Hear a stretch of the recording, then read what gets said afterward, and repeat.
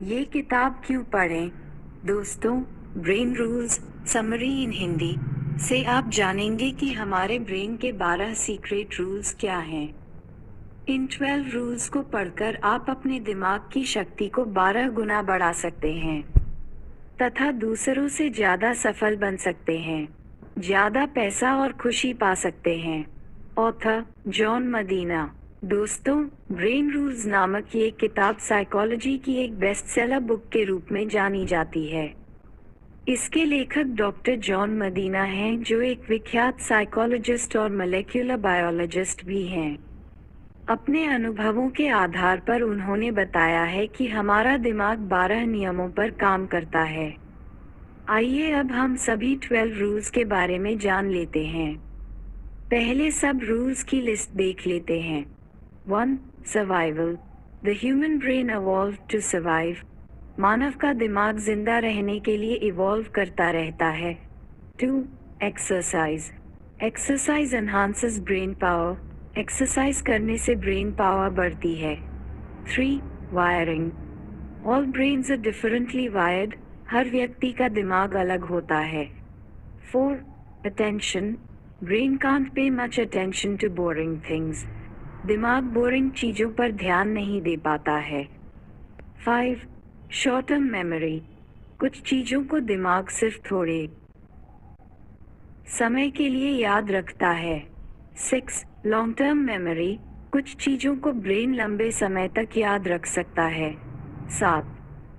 Sleep. अच्छी नींद brain को हेल्दी रखती है। 8. स्ट्रेस। तनाव में ब्रेन कोई भी काम अच्छे तरीके से नहीं कर पाता है। 9. Sensory integration. सभी 5 ज्ञानेंद्रियां ब्रेन को प्रभावित करती हैं। 10. विजन। दिमाग देखकर चीजें ज्यादा जल्दी सीखता है। 11. जेंडर। मेल एंड फीमेल के ब्रेन में बहुत से अंतर पाए जाते हैं। 12. एक्सप्लोरेशन। ब्रेन नई चीजें खोजने के लिए बना है।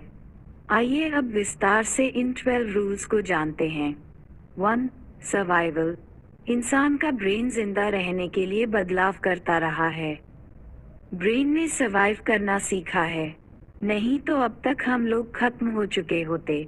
आपने खुद देखा होगा कैसे पहले चेचक जैसी महामारियां होती थीं, लेकिन ब्रेन ने खुद को इवॉल्व किया, मतलब परिस्थितियों की हिसाब से खुद को चेंज किया, जिससे हमने मेडिकल में इतनी तरक्की कर ली और बीमारियों से लड़ने की दवाएं तैयार कर लीं, जिससे इंसान सर्वाइव करने में सफल रहा।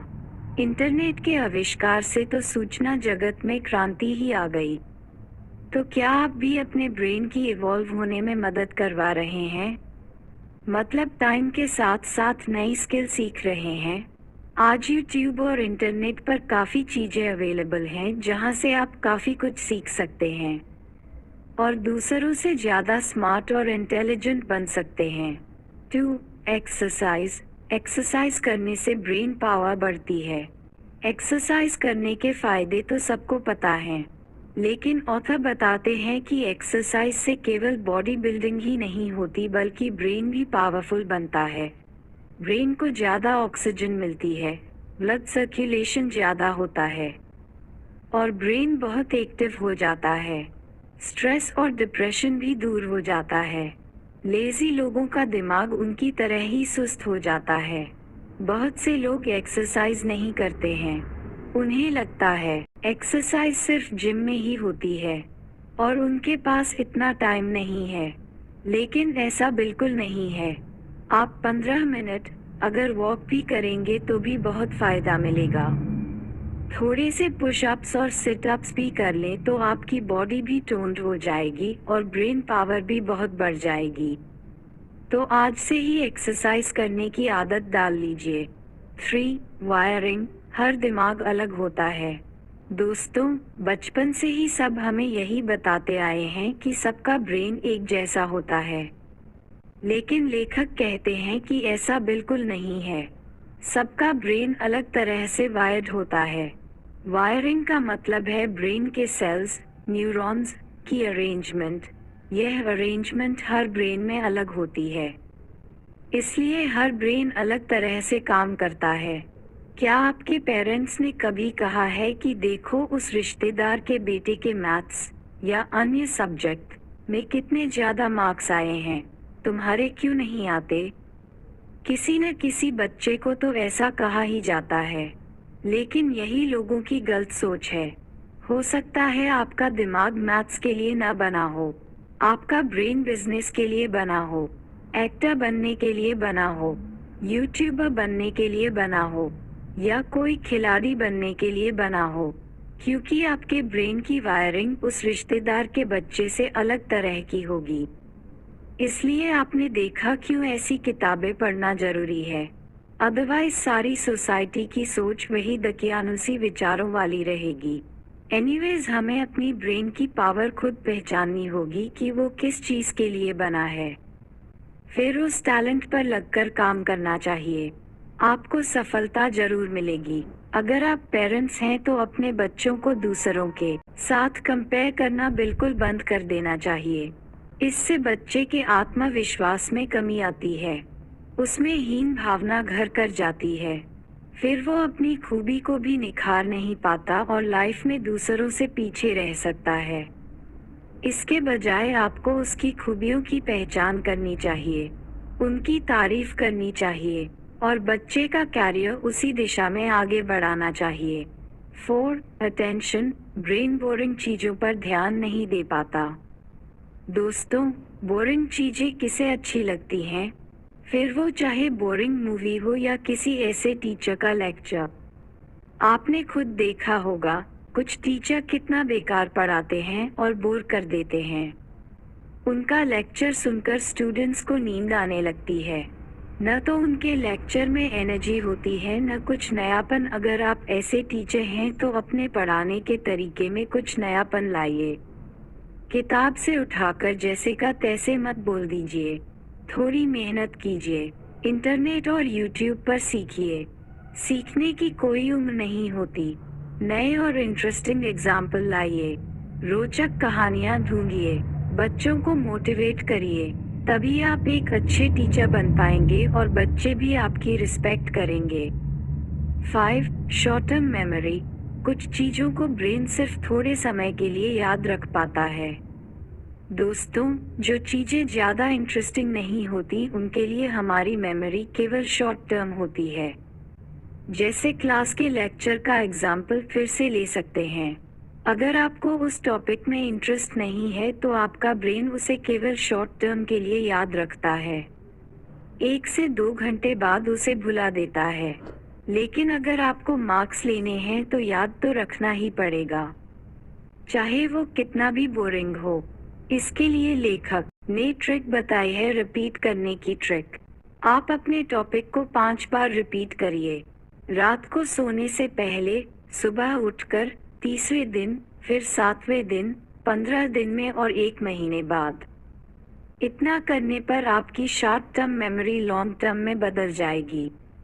आपके ज्यादा मार्क्स आएंगे और आप चीजों को देर तक याद रखने लगेंगे। बहुत से स्टूडेंट्स एग्जाम आने पर ही किताब खोलते हैं, तो अब इस आदत को बदल दीजिए।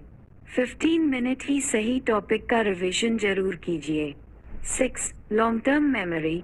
कुछ चीजों को ब्रेन लंबे समय तक याद रख सकता है। अगर कोई चीज बहुत ज्यादा खुशी या गम से जुड़ी होती है तो ब्रेन को देर तक याद रहती है। यही कारण है कि दोस्तों के साथ ट्रिप हमें कभी नहीं भूलती। अगर कोई छोटा बड़ा एक्सीडेंट भी हुआ हो तो वो भी कभी नहीं भूलता। इसलिए हमें किसी भी टॉपिक को अगर याद करना है तो उसे इंटरेस्टिंग बनाकर समझने या समझाने की कोशिश करनी चाहिए। इससे ब्रेन उसे लंबे समय तक याद रख सकता है। ऊपर रिपीट करने का ट्रिक तो बताया ही गया है। 7. स्लीप। अच्छी नींद ब्रेन को हेल्दी रखती है। ब्रेन को स्वस्थ रखने के लिए अच्छी नींद लेना बहुत जरूरी है। दोस्तों, क्या आपको पता है जब हम सोते हैं तो हमारी बॉडी खुद को 80% तक हील करती है। ब्रेन भी दिन भर की बुरे विचारों और दूसरे कचरे को साफ करता है। आपने देखा भी होगा, किसी से झगड़ा होने पर आपका मूड खराब हो जाता है, लेकिन जब आप अगले दिन सोकर उठते हैं तो आप अच्छा महसूस करते हैं, क्योंकि नींद के दौरान ब्रेन आपके बुरे विचारों को साफ कर देता है। हर दिन हमारे ब्रेन के सेल्स, न्यूरॉन्स भी मरते रहते हैं। सोते समय ब्रेन इन न्यूरॉन्स को फिर से बनाता है, जिससे हमारा ब्रेन ठीक से काम कर पाता है। जो लोग लेट सोते हैं या ठीक से नींद नहीं लेते, उनके ब्रेन की एबिलिटी कम हो जाती है। ऐसे लोगों को एंजाइटी और डिप्रेशन भी होने लगता है। डिमेंशिया, याददाश्त की कमी और हेलुसिनेशन, चीजें दिखना भी हो सकते हैं। वे गुस्सैल और चिड़चिड़े भी हो जाते हैं। इसलिए 7 से 8 घंटे की नींद जरूर लें। आपका दिमाग हमेशा स्वस्थ रहेगा। 8. स्ट्रेस। स्ट्रेस में ब्रेन कोई भी काम अच्छे तरीके से नहीं कर पाता है। स्ट्रेस हमारे ब्रेन के लिए सही नहीं है, क्योंकि स्ट्रेस से हमारे बहुत से न्यूरॉन्स जल्दी मरने लगते हैं। इससे मेमोरी और इंटेलिजेंस पर बहुत प्रभाव पड़ता है। अगर आप घर का स्ट्रेस ऑफिस लेकर जाएंगे तो ठीक से अपना काम नहीं कर पाएंगे, और वाइस वर्सा भी ऐसा ही होगा। इसलिए स्ट्रेस से दूर रहिए, खुश रहें और खुश रखें। आखिर इंसान की लाइफ बहुत छोटी होती है। योग, मेडिटेशन और एक्सरसाइज करते रहें। 9. Sensory integration. सभी 5 सेंस ऑर्गन्स ब्रेन को प्रभावित करते हैं। दोस्तों, हमारी 5 ज्ञानेंद्रियां, सेंस ऑर्गन्स होती हैं। ब्रेन पावर को बढ़ाने के लिए सभी 5 सेंस ऑर्गन्स को तेज कर लेना चाहिए। Sense of smell. हमारी स्मेल पावर बढ़ाने के लिए फूलों की खुशबू बहुत अच्छी होती है। पहली बारिश के वक्त मिट्टी की सोंधी सोंधी खुशबू किसके ब्रेन को सुकून नहीं देती। वैसे ही चाय, कहवा या चॉकलेट की स्मेल भी तरोताज़ा कर देती है। Sense of sound. म्यूजिक सुनने से ब्रेन रिलैक्स फील करता है और स्ट्रेस दूर होता है। लेकिन क्वालिटी म्यूजिक ऐसा करता है न कि आजकल मशीनों से बनाया हुआ शोर करने वाला इलेक्ट्रॉनिक म्यूजिक। मोजार्ट और बीथोवन का म्यूजिक सच में ब्रेन को हील कर सकता है। ये आपको इंटरनेट पर आसानी से मिल जाएगा। इसलिए दोस्तों, आप भी अपनी पसंद का म्यूजिक कुछ देर के लिए रोज सुने। Sense of touch. जैसे माँ का स्पर्श पल भर में ही आपको खुशी से भर देता है। आपकी सारी चिंता दूर हो जाती है। छोटे बच्चों को गोदी में उठाने पर भी प्यार और आनंद की अनुभूति होती है। लव्ड वन को हग करना भी ब्रेन को हैप्पीनेस और ब्लिस से भर देता है। तो ब्रेन पावर को बढ़ने के लिए सभी इंद्रियों को तरह तरह से तरोताज़ा करते रहना चाहिए। इंद्रियां भी खुश और ब्रेन भी खुश। 10. विजन। सबसे ज्यादा महत्वपूर्ण दृष्टि होती है। सभी ज्ञानेंद्रियों में सबसे ज्यादा याद रखने में सहायता करती है दृष्टि या सेंस ऑफ साइट। हम देखी हुई चीज को ज्यादा याद रख पाते हैं बजाय सुनी हुई चीज के। आप अपनी क्लास के बच्चों के चेहरों को याद रख पाते हो, लेकिन उनके नाम शायद आप भूल जाएं। कुछ साल उनसे न मिले तो नाम तो बिल्कुल ही भूल जाते हैं, लेकिन चेहरे नहीं।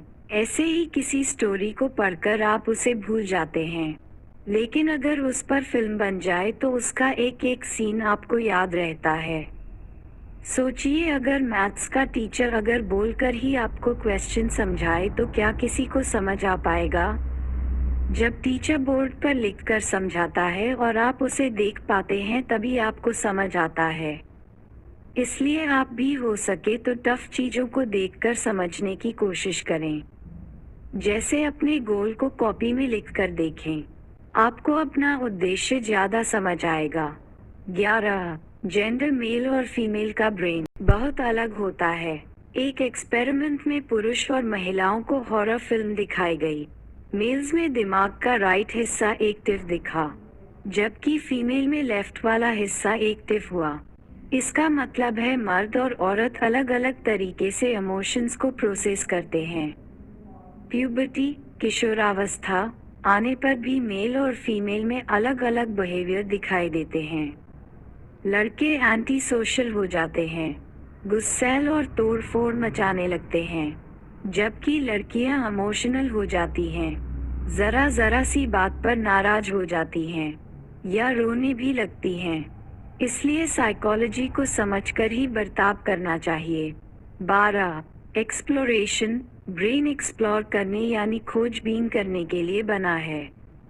ह्यूमन का ब्रेन चीज़ों को एक्सप्लोर करने के लिए बना है।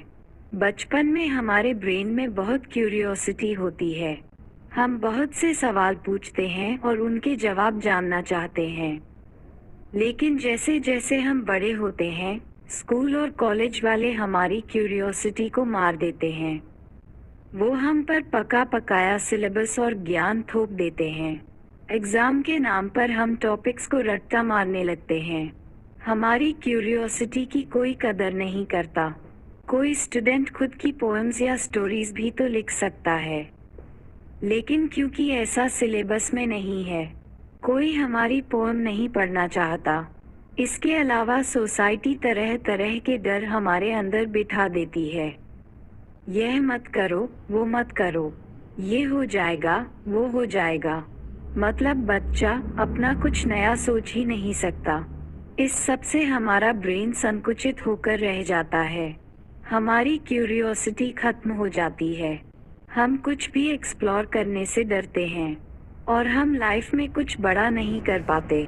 लेकिन जिन लोगों में ये क्यूरियोसिटी और एक्सप्लोर करने की क्वालिटी बची रह जाती है, वो बहुत बड़े scientist, traveller, business person, entrepreneur आदि बन जाते हैं। आइंस्टाइन ने कहा था, I am not a genius, I am just curious.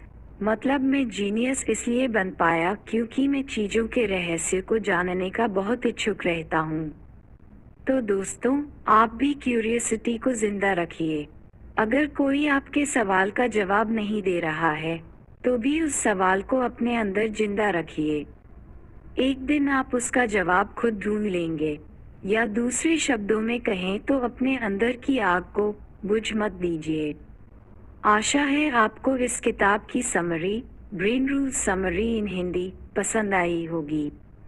कृपया कमेंट करके बताएं आपको कौन सा रूल सबसे अच्छा लगा जिसे आप आज से ही फॉलो करना शुरू करेंगे।